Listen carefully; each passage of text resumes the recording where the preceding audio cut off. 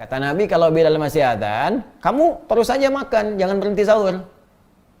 Kalau orang baca cuman sampai sini dan tidak belajar ilmu hadis, hati-hati. Baca teksnya, baca terjemahan, dipraktekkan, yakin saya begitu subuh adzan masih makan. As-shaumu was-siyamu, kan? Fil lughati, baik, al-imsak.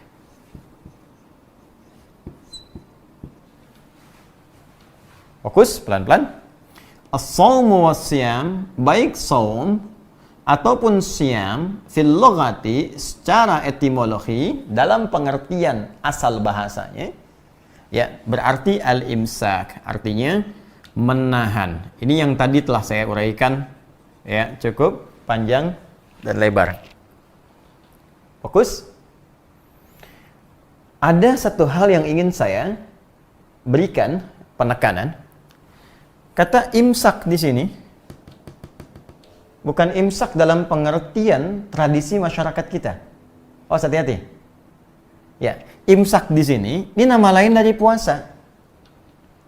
Awas, karena itu kalau nanti dalam praktek ibadahnya ingin menempatkan kata imsak, awas, hati-hati. Tempatkan dalam pengertiannya, jangan dibawa dalam pengertian bahasa kita. Kecuali kalau kita ingin punya kebiasaan sendiri dengan istilah sendiri di luar pembahasan fikih ini. Apa maksudnya? Maksudnya begini, secara bahasa, ya, kita bisa membuat persamaan begini. Baik saum, saya tulis dengan dengan Latin. Baik saum ataupun siam, ya, itu sama dengan imsak secara bahasa. Saum sama dengan siam, sama dengan imsak. Artinya secara bahasa tiga-tiganya artinya apa? Menahan. Ya, jadi kalau saya katakan saum sama dengan siam secara bahasa, sama dengan imsak, sama tuh tiga-tiganya. Karena tiga-tiganya sama, maka dia punya arti yang sama, yaitu menahan. Bahasa populernya puasa, masih menahan, masih puasa. Jadi kalau ingin kita tarik istilah ini dalam penunaian saat Ramadan nanti, misal, apa yang dimaksud dengan siam, apa yang dimaksud dengan saum, apa yang dimaksud dengan imsak di bulan Ramadan itu, yaitu menahan, ya, dari segala yang ditetapkan oleh syariat. Saya ambil kalimat umumnya, bisa tahan makan, tahan minum, tahan nafsu, ya, tahan hubungan seksual dengan segala ketentuan yang ditetapkan syariat, dengan waktu yang ditentukan dari terbit fajar sampai terbenam matahari. Ingat, dari terbit fajar, fajar shadiq, ya, waktu subuh, sampai terbenam matahari, singkatnya sampai maghrib. Nah, dengan syarat dan ketentuan tertentu. Ini waktu puasa, rentang puasa. Jelas? Itu nanti kita temukan di Quran surah kedua ayat 187. Jadi kalau kita dari fajar sampai maghrib, inilah saum, inilah siam, inilah imsak, waktunya saat Ramadan. Di luar ini, dari maghrib, nih, dibalik, maghrib sampai menjelang fajar. Waktu menjelang fajar disebut sahar namanya. Nanti kita bahas. Sahar, saharun. Jamaknya disebut ashar, asharun. Waktu singkat menjelang fajar. Kisaran ya 15 sampai 30 menitan lah sebelum fajar. Nah, ini waktunya disebut sahar. Maka di sini dia tidak masuk kategori saum, tidak masuk kategori siam, tidak masuk kategori imsak. Jelas? Nah, dari setelah maghrib tidak berlaku saum lagi, kita boleh makan, silakan. Makan, minum, segala hal yang dilarang, ya, sekarang dibolehkan dalam konteks yang dibenarkan oleh syariat. Baik, maaf, itu namanya tadi apa? Buka, futur. Saum tidak berlaku, siam tidak berlaku, imsak tidak berlaku. Baru saat fajar tiba, berlaku lagi tiga-tiganya ini. Artinya nanti, kalau Anda misalnya, sebelum fajar tiba, Anda kan biasa mengikuti sunnah Nabi. Saya dan kita, makan kan? Ya, makannya disebut makan apa? Masih ingat? Sahur kan? Ya, sahur itu makan yang dikerjakan di waktu sahar. Ya, jadi waktu menjelang fajar. Jangan terlalu mepet ke malam, ya. Ya, dekatkan ke fajar. Misal kalau subuhnya 4:30, Anda makan jam 4 misalnya, kan? supaya tenaganya lebih banyak, bisa digunakan beraktivitas, dan nahan lapar hausnya bisa lebih singkat dibandingkan makan yang diawalkan. Nah, maka Anda makan misalnya ini fajarnya jam 4.30 misal. Anda makan jam 4. Baik. Nah, 00. Baik. Saya mau tanya. Kalau fajar subuhnya 4.30, jam berapa? Oh, baik. Iya betul, jam 4.30. Jadi bukan jam 4.25. Bukan jam 4.20. Kalau jam 4.20, jam 4.25 itu belum imsak, masih boleh makan. Imsak itu mulai puasa. Karena makna kata imsak sama dengan siam dan saum. Kapan mulai imsak? Saat azan berkumandang, waktu fajar tiba. Allahu Akbar, Allahu Akbar. Itulah waktunya imsak. Itulah waktunya siam. Itulah waktunya saum. Jadi bukan 5 menit sebelum azan itu imsak. Imsak, imsak. Padahal masih ada 5 menit lagi. Oh, masih cukup untuk teh manis. Ya kan? Masih cukup untuk minum air putih. Masih cukup untuk berdoa. Masih cukup untuk istighfar. Jadi kalau nanti subuhnya 4.30, jam 4.20 ada yang teriak-teriak misalnya atau menyampaikan imsak, imsak. Anak kasih tahu, belum. Jelas ya? Nah, karena pengertian orang dulu itu imsak selesai udah, jangan makan lagi. Nah, di sini terjadi nanti banyak hal yang bias di masyarakat. Artinya ada yang mengatakan kalau sudah imsak masih boleh makan, masih boleh minum. Akhirnya bablas sampai ke adzan. Itu yang kemudian mesti diluruskan. Nanti kita akan lihat perkaranya. Ya, ini kita mesti luruskan. Ya, saya kira ini kita pahami ya. Nah, jadi kalau kita ingin katakan misalnya, mohon maaf, peringatan, ya, misalnya peringatan nih, sebelum tiba waktunya subuh tinggal 10 menit lagi, kan di masjid suka menyampaikan itu kan, Bapak Ibu sekalian, azan subuh tinggal 10 menit lagi, tinggal 5 menit lagi, tuh boleh disampaikan tuh pengingat. Ya, zaman Nabi sudah ada pengingat itu. Ya, ada tanbih, ada peringatan, inzar kepada masyarakat. Subuh sebentar lagi tiba. Apa bentuknya? Yuk kita lihat di hadis ya. Supaya tidak mengarang nanti. Jadi yang dimaksud imsak yang kita sebut sekarang ini, ternyata nanti bahasanya bukan imsak. Jadi kalimat hadis Nabi sallallahu alaihi wasallam, tapi perintah nanti untuk mengingatkan pada masyarakat. Bentuknya apa? Yuk, ini ada nanti bab. Ya. La yamna'annakum adhanu Bilal. Ya, kita lihat ya, yang tadi bab sini. Bismillah, yuk kita buka. Ya. Babu qaulin Nabi sallallahu alaihi wasallam. Bab tentang perkataan Nabi sallallahu alaihi wasallam, la yamna'annakum min sahurikum adhanu Bilalin. Ya, jangan sampai engkau menghentikan sahurmu karena azannya Bilal. Ya. Bilal azan maksudnya ketika Bilal adzan, misal Allahu Akbar, kata Nabi kalau Bilal masih adzan, kamu terus saja makan, jangan berhenti sahur. Kalau orang baca cuman sampai sini dan tidak belajar ilmu hadis, hati-hati. Baca teksnya, baca terjemahan, dipraktekkan, yakin saya begitu subuh adzan masih makan. Ya, Nabi aja yang bilang kok hadis Nabi. Bukan Nabi memahamkan seperti itu. Kita yang harus mengerti apa yang dimaksud dengan kalimat ini. Nah, saya ingin sampaikan dulu teman-teman sekalian.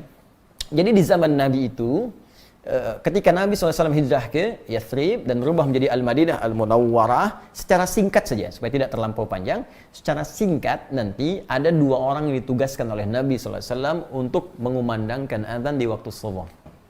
Ya, yang pertama Bilal bin Rabah. Yang kedua Abdullah bin Abi Umi Maktum. Nanti ada kisah tersendiri sebetulnya. Jadi Allahu Akbar ya. Kadang-kadang kita malu juga dalam situasi seperti ini. Sahabat Abdullah bin Abi Umi Maktum dengan segala kemuliaannya yang dimuliakan oleh Allah hingga menurunkan surat Abasa itu, ya, beliau pandangannya ditutup oleh Allah Subhanahu wa taala dari maksiat sehingga tidak bisa melihat maksiat dengan matanya seumur hidupnya, dan ini tanda kemuliaan dari Allah Subhanahu wa taala. Kemudian di usianya yang sepuh pun Masya Allah masih tergerak untuk bisa memaksimalkan ibadah dan menyadari bahwa ada sisa hidup yang harus dimanfaatkan. Itu cara berpikir sahabat. Jadi sebetulnya begini, kalau kita merasa yang dulu itu pernah banyak yang sia-sia, maka sisanya jangan dibiarkan begitu saja. Kan kadang-kadang kita merasa yang dulu itu banyak salahnya. Lalu kenapa sisanya tidak mencari soleh ya? Dan Anda paham suatu saat akan pulang, suatu saat akan meninggal. Bahkan dalam situasi seperti ini ditampakkan hampir tiap hari. Ada yang wafat, diumumkan kematian sekian, dan mungkin kita menyusul berikutnya. Kenapa kita hanya menikmati data? Lalu masih sibuk mengumpulkan harta? Karena dalam situasi semacam ini, Nabi mengingatkan, kamu mesti ingat, kembali kepada Allah, kamu akan pulang. Coba lihat apa yang akan dihisab, ingat-ingat baik-baik. Itu yang dibawa dalam pemikiran para sahabat, sehingga dalam situasi itu Abdullah bin Abi Ummi Maktum berusaha meningkatkan amalnya kepada Allah Subhanahu wa taala, sehingga beliau dikenal sebagai ahli masjid. Ya, datang ke masjid walau mata tak bisa melihat, ya, tapi berusaha mencari jalan terbaik sampai ke masjid dengan suasana masjidnya. Tiangnya masih dari pelepah-pelepah kurma, atasnya daun-daun kurma, bahkan sebelumnya tak ada atap. Di kalau panas kepanasan, kalau hujan ya pasti basah, gitu kan.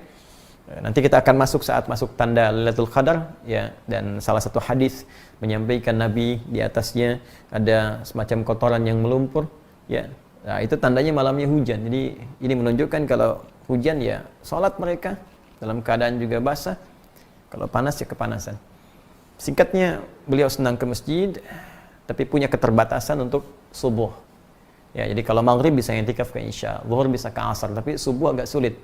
Nah, maka beliau datang kepada Nabi sallallahu alaihi wasallam dengan mengatakan, kalau kalimat kita, ya Rasulullah li ya rukhsah. Ya Rasulullah, apakah boleh saya minta keringanan untuk subuh saya enggak ke masjid karena situasi begini. Mata tak bisa melihat, jalan tidak mudah, kan? Apa jawab Nabi? Nabi tidak langsung mengiyakan, tidak juga menolak. Kata Nabi, atasma'ul adzan, apakah Anda masih mendengar adzan? Suara adzan masih sampai enggak?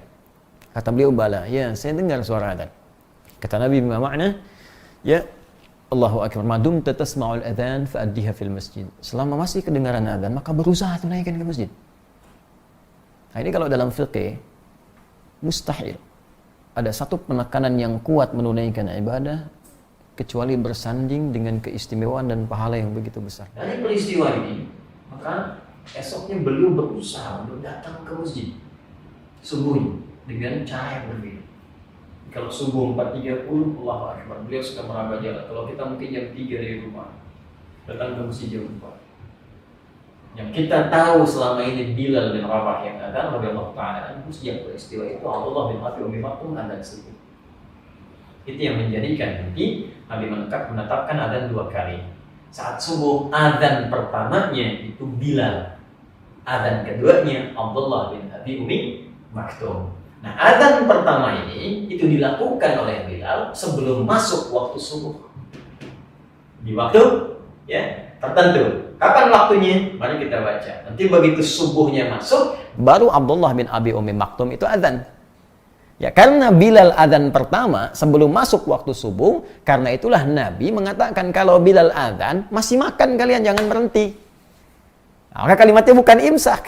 Teruskan makan malah kata Nabi.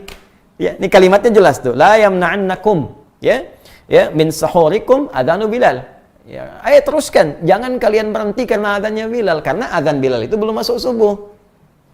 Ya, ini barangkali yang agak keliru dipahami, sementara orang sebagian dibaca hadisnya mengatakan saat adzan masih boleh makan. Nah, ini yang dibaca baru sebagian hadisnya. Jelas ya?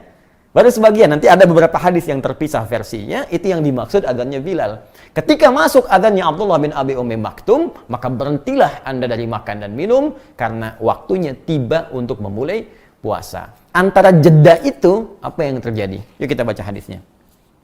Haddatsana Ubaid bin Ismail an Abi Usamah an Ubaidillah an Nafi' an Ibnu Umar wal Qasim bin Muhammad an Aisyah ummul mukminin radhiyallahu taala anha anna Bilalan kana yu'adzinu bilailin. Hadisnya tersambung pada ibunda kita semua, Sayyidah Aisyah ummul mukminin, semoga Allah memuliakan beliau, memuliakan segala keutamaannya, menyayangi beliau dan senantiasa pasti disayangi dengan Nabi sallallahu alaihi wasallam beserta seluruh istri-istri beliau tercinta, ibunda kita semua.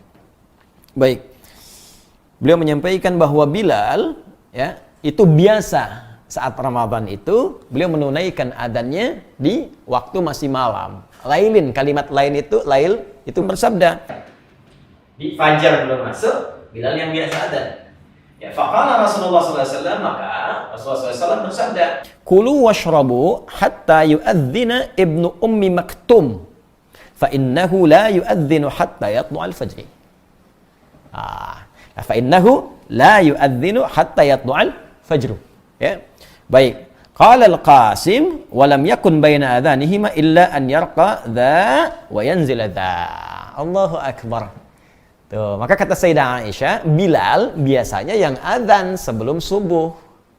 Waktunya masih belum masuk fajar. Maka kata Nabi, kulu washrabu, kalian teruskan makan dan minum. Ayo, makan minum. Hatta yu'adzina ya Ibnu Ummi Maktum.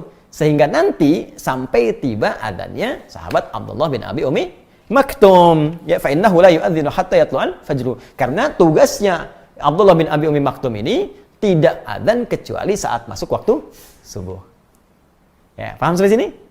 Nah, sekarang pertanyaan keduanya, berapa jaraknya dari Bilal adzan sampai ke Abdullah bin Abi Ummi Maktum adzan, dan apa yang dikerjakan di sela-sela ini? Ini yang menjadi sunnah kita untuk bisa kita ikuti. Ya, baik. Jadi kesimpulan pertama sebelum kita teruskan, ya, jadi dari adzan Bilal itu adzannya peringatan. Jadi bukan adzan subuh.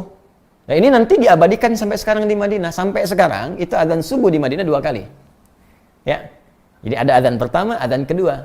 Adzan pertamanya peringatan bahwa subuh akan tiba. Jadi kalau Anda baru pertama umrah, nyampe ke Madinah atau haji, ya pertama ke Madinah dulu, dengar adzan pertama, jangan langsung sholat subuh. Jangan terlampau soleh, bisa salah nanti. Ya, baik. Jangan, itu bukan adzan subuh, itu adzan pertama peringatan untuk menunjukkan sebentar lagi subuh tiba. Cepat bangun, cepat siap-siap. Masjid Nabi beda dengan masjid biasa. Ada 10.000 keutamaan di situ. Sekali sholat 10.000, ya kan? Masjidil Haram 100.000, Masjidil Aqsa 1.000. Jelas? Nah, sekarang jadi kita pahami dulu adzan pertama peringatan. Jadi kalau kita ingin ingatkan boleh, kalau ingin ikut sunnah Nabi bisa. Adzan misalnya Allahu Akbar, tapi sampaikan dulu pada masyarakat. Jangan ujug-ujug adzan sunnah Nabi baru Anda yang belajar, masyarakat belum tahu. Begitu jam 4 sudah adzan di komplek. Allahu Akbar. Di demo Anda ke masjid sama ibu-ibu. Woi, belum. Gitu kan? Nah, jadi mohon maaf, pelajari dulu, sampaikan ke masyarakat. Jadi wasilah itu bisa berbeda. Ya bisa misalnya adzan, kalau tahu itur, sunnah. Menginfokan Bapak Ibu sahur, sunnah. Sebentar lagi akan tiba waktu subuh, 15 menit lagi, ya kan? 20 menit lagi, sunnah. Diingatkan boleh jadi ada yang tak sadar. Jelas ya? Nah, tapi jangan salah juga, imsak, belum. Kalau belum tiba subuh. Nah, antara yang pertama tadi dengan adzan subuh apa yang dikerjakan? Bab qadri kam baina as-sahuri wa salatil fajri. Ya, bab pembahasan tentang berapa ukuran antara sahur tadi yang adzannya Bilal ke adzan subuh. Ya.